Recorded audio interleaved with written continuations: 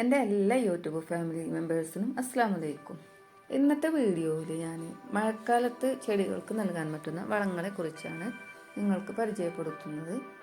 അപ്പോൾ ഇത് ഞാൻ മുട്ടത്തോട് എടുത്തു വെച്ചിട്ട് പൊടിച്ചെടുത്തതാണ്.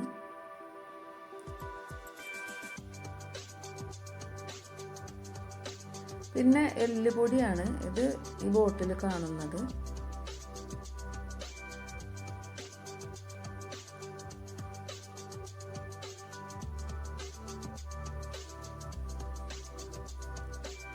ഇത് എപ്സം സാൾട്ട് പറഞ്ഞ ഒരു വളമാണ്. ഇതും എല്ലുപൊടി കടയിൽ നിന്ന് വാങ്ങിച്ചതാണ്. മുട്ടൻ്റെ തോട് നമ്മൾ എപ്പോഴും വേസ്റ്റിൽ കളയാറാണ്. അപ്പോൾ അത് എടുത്തു വെക്കണമെന്നുണ്ടെങ്കിൽ നമുക്ക് ഇതുപോലെ വളമായിട്ട് ഉപയോഗിക്കാൻ പറ്റും. കുറേ അധികം എടുത്തു വെക്കുമ്പോൾ അത് ബുദ്ധിമുട്ടായിരിക്കും. അപ്പോൾ അത് കുറേ ഉണ്ടാകുമ്പോൾ മിക്സിയിൽ പൊടിച്ചെടുത്തിട്ട് സൂക്ഷിച്ച് വെക്കുകയാണെങ്കിൽ ബോട്ടിൽ എന്തെങ്കിലുമൊക്കെ സൂക്ഷിച്ച് വെച്ചാൽ നല്ലതായിരിക്കും.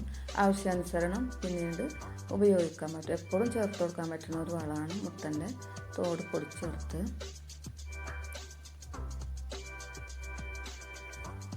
അപ്പോൾ ഇത് എല്ലാം കൂടി നന്നായിട്ട് മിക്സ് ചെയ്തെടുക്കേണ്ടതാണ് മണ്ണിൽ. പിന്നെ ചാണകപ്പൊടി ഉണ്ടെങ്കിലും നല്ലതായിരിക്കും കേട്ടോ. എൻ്റെ അടുത്തിപ്പോൾ പച്ച ചാണകം ആയതുകൊണ്ട് ഞാനതിൽ ചേർത്ത് കൊടുത്തിട്ടില്ല. അപ്പോൾ ഇതേപോലെ പോട്ടിലൊക്കെ ഇങ്ങനെ നന്നായിട്ട് ഒരു കമ്പിയൊക്കെ എടുത്തിട്ട് അത് നല്ല വേരൊക്കെ നല്ല മണ്ണും വേരൊക്കെ നന്നായിട്ടുള്ളത് അടക്കിയിട്ട് വേണം പുതിയ മിശ്രിതം ചേർത്ത് കൊടുക്കാനായിട്ട്. ചിലത് ഇളക്കിയാലും കിട്ടാതെ നല്ല കട്ടയായിട്ടുണ്ടാവും. അങ്ങനത്തേതാണെന്നുണ്ടെങ്കിൽ ചട്ടിയിൽ നിന്ന് മൊത്തം എടുത്തിട്ട് അതിൻ്റെ അടിഭാഗം അതിനൊരു ഷോർട്സ് വീഡിയോയിൽ കാണിച്ചിട്ടുണ്ട്. എടുത്തിട്ട് അതിൻ്റെ വേരും കുറച്ച് മണ്ണൊക്കെ കട്ട് ചെയ്ത് ഒഴിവാക്കിയിട്ട് വേണം പുതിയ മിശ്രിതം ചേർത്ത് കൊടുക്കാനായിട്ട്. ഫ്ലവറിങ് പ്ലാന്റൊക്കെ ഈ ടൈമിൽ പൂക്കൾ ഉണ്ടാകുന്നത് കുറവായിരിക്കും മഴയാകുമ്പോൾ.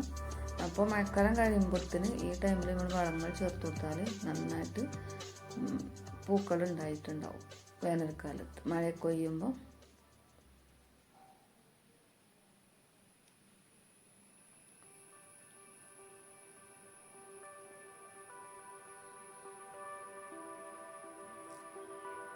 അപ്പോൾ ഞാൻ റോസാ ചെടിക്കൊക്കെ ഈ മിശ്രിതം ചേർത്ത് ഉഷാറാക്കിയിട്ടുണ്ട് കേട്ടോ.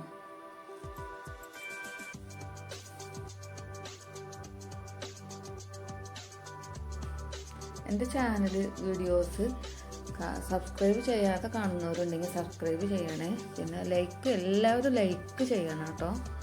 ആർക്കെങ്കിലും ഇഷ്ടമാവണമെങ്കിൽ ഷെയർ ചെയ്ത് കൊടുക്കണേ.